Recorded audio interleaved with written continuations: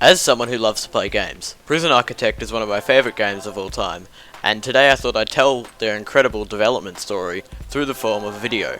But before we begin, here's some food for thought. Prison Architect has had over 2 million individual players play their game over the course of its 6-year development cycle. Prison Architect has also had 40 individual updates, meaning that content has been added to the game, and the final update was released in mid-2015, which marked the full release of the game, bringing the development cycle to a full circle. And finally, Prison Architect was developed by Introversion Software, which is a very small development team, which is also known in the games community as an indie developer.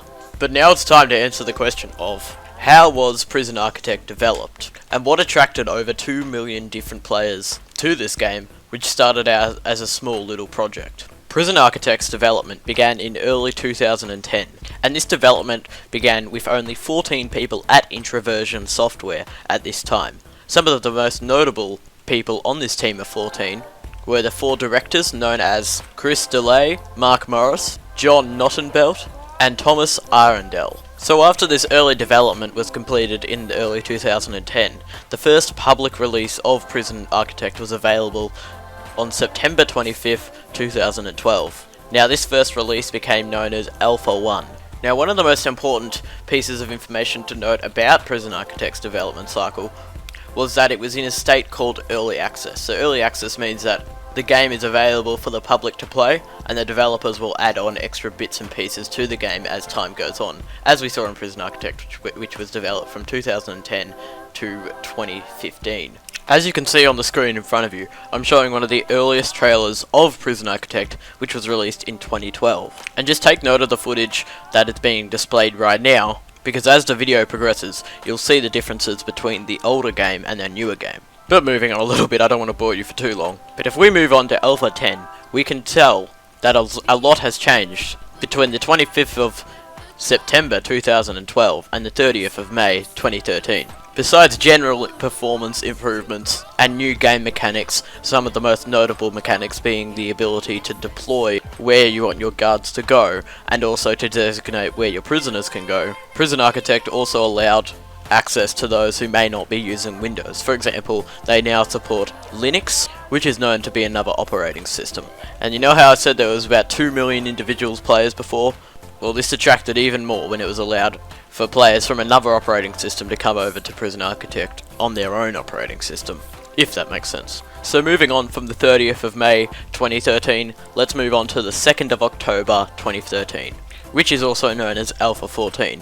Now the reason I'm bringing this update up is because this adds some of the most significant and cutest mechanics to the game, and these mechanics are known as guard dogs. I personally just think the guard dogs are adorable, and they're very useful for keeping a prison under control and preventing escape. I'll try and find some footage for you to see of the guard dogs, but just like the rest of the prison art style, they're bloody adorable little things. Alpha 14 also allowed you to sell your prisons. Say if you wanted to start over, you could start over with a little bit of money to help improve your next prison, and that's something that a lot of people like to do while they're playing Prison Architect, is to start over and try again with more money. But moving on to Alpha 19. Alpha 19 was released on the 27th of March 2014, and I just wanted to bring this alpha up because it added the ability to manage your finances to help improve your prison's environment, etc, etc. So it added a lot of financial systems like the ability to take out bank loans, the ability to take out grants which allow you to get a completion bonus, and it just added a lot more complicated systems besides just designing a prison. You've also got to be able to manage your finances to make sure it's a sustainable prison. So moving on to the 30th of January 2015, so almost a year has gone by, and in between that time there's been quite a few updates. As a quick side note, I'll give a full rundown of all of the little minor updates just at the end. Right now I just want to focus on the major updates, but on the 30th of January 2015, prisoner parole was added, which allows prisoners to obviously be paroled, and if the prisoner gains parole, you get a $3,000 completion bonus. Now the reason I'm mentioning this is just because it allows you to clear out your prison a little bit and allows you to take in more prisoners, which again adds a replayability mechanic to the game. Now skipping forward a little bit, we're moving on to Alpha 36, which was released on the 28th of October 2015. Now this is going to be the very last alpha update for Prison Architect, meaning that after this time, when Prison Architect moves on to version 1.0, the game will be expected to be less buggy and more complete. So Alpha 36 sort of signifies Prison Architect moving on from one stage of development to another, and between this time and the very first public release of the game, some of the most prominent features that have been released in Prison Architect have included the ability to launch different policies to care for prisoners, for example locking them in permanent punishments. Sounds brutal, it's not, but you can unlock different policies through the bureaucracy screen. The user interface was improved to minimize the bugs. Modding was introduced, which allows players to create their own little modifications and add them to the game, which prolongs the longevity of the game. Obviously the dogs, different types of armor for guards to wear to protect themselves, different types of food that you can feed the prisoners to manage your finances better. For example, you could feed them low quality food and that way it costs less money to feed them, or you could feed them high quality food and that would improve their mood. So those were just a few examples. I'll link in the I'll put a link on the screen, or otherwise I'll put it somewhere wherever else I can fit it, and I'll link to the full alpha update list so you can see all the different mechanics if you would like to. But Alpha 35 marked the end of one era for Prison Architect, and on the 6th of October 2015, Prison Architect released version 1.0. Now if I could summarize the versions in, say, a paragraph, I would just say that they're still adding game mechanics, they're still adding new features to the game, however it's going to be less buggy and it's going to be quite high quality now. So essentially they're just fixing minor bugs and they're adding more features. Some of the version 1 modes that were included would include the escape mode, which allows you to escape from your own prison to test your prison security.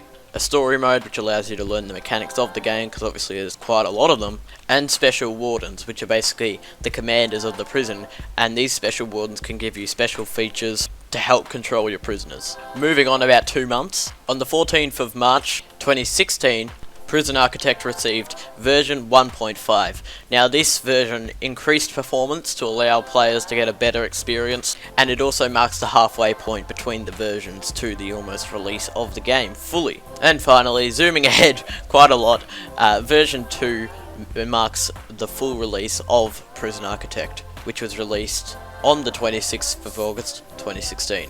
And so just to summarize, I won't list all of the game mechanics because that would literally take me all day, but Prison Architect has experienced over 6 years of development, 40 individual updates which have been released monthly, and this was done by only 14 people. Now just to say quickly, the way Prison Architect was developed was by many different roles. Obviously you had your programmers, your graphics and web design people to promote the game, the people to create all of the different sound, and obviously you have the people who will send out the copies of the game if people want physical copies. So essentially it takes a lot of hard work to develop a game of this size. Over 6 years of these people's lives have been put into building this game, and we don't know much about them, but it's an incredible game.